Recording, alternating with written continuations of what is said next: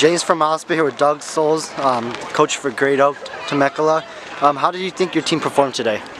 You know, this is one of those meets you got a lot of kids in, so we had some great races, we had some tough races, and I always tell the kids, you know, you're either going to win or you're going to learn, and if they can figure out what they need to improve upon this, this early season meet, it helps us going into Arcadia, Mount Sac, and into the postseason. So I felt like we had some kids that really stepped up. Audrey Dang had a really good day today and had a big PR. And a lot of kids PR to the mile. Kind of focused a little bit more on the mile today, and had a lot of kids running, towards the top end of what they've run so far. And we know early season, try to get out there and get a good mark to get into some of these big meets, and then continue to push. We're a little bit behind where we normally are. It's just a lot more rainy this season, and had to just modify a lot of workouts, unfortunately, because of that. But everybody in California is kind of in that same boat, so I think we're a little bit behind where we want to be, but we got time to catch up, and we'll get there. Obviously, Fatima Cortez had a really good run today, running 4:51 for the 1600, so we're happy with that. She looked really solid, and had some good young kids, a lot of sophomore boys and freshman boys running big races today. So future's bright. You just kind of sort through it and figure out who's ready to go and who you got to fix up and get them ready to go. But I was happy with it. Nice. What are some things that you learned from today as a coach?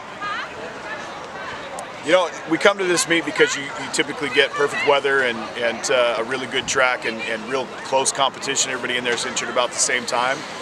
So you kind of get to see who's ready for the big races and who's not ready for the big races yet. And I think today was kind of that way for us. We figured out which kids are kind of ready to step in and swing for the fences, and which kids maybe are a little bit behind where we want them to be, and try to make tweaks and assessments from there and get them where you want them to go. Right. As a coach, what have you learned from your runners? From my runners? Yes, sir. What have I learned? Oh man, you learn things every day. I think the biggest thing that I've learned, and this is my 19th year as a head coach, from kids, is that every kid's important. Every kid's a part. Every kid on the team has a role. Every kid on the team brings something to the team.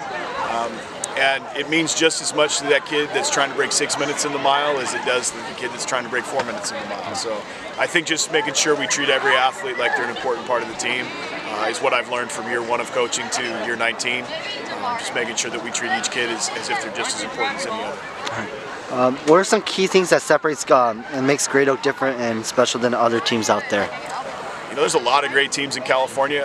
I think that the thing that's helped us kind of get to that point where we've been successful is just the consistency in what we do. We've been very consistent in our training, and we know when we're going to run big and when we're just kind of in a training mode, and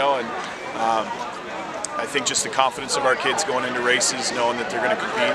We train our kids to run to win, so there's no fear of getting in races. They know they're going to go out there and compete, and I think it's paid off for us long term.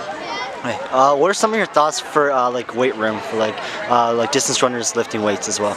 We spend a lot of time doing body lift stuff, just core stuff. We do a lot of plyos, a lot of speed ladders, a lot of that kind of stuff. We don't spend a lot of time in the weight room, just because it's hard to get in there. The football team's in there, the lacrosse team's in there, so finding time to get in the weight room is not easy. So we usually use that time to work on strength stuff, but we do a lot of med ball stuff and different things.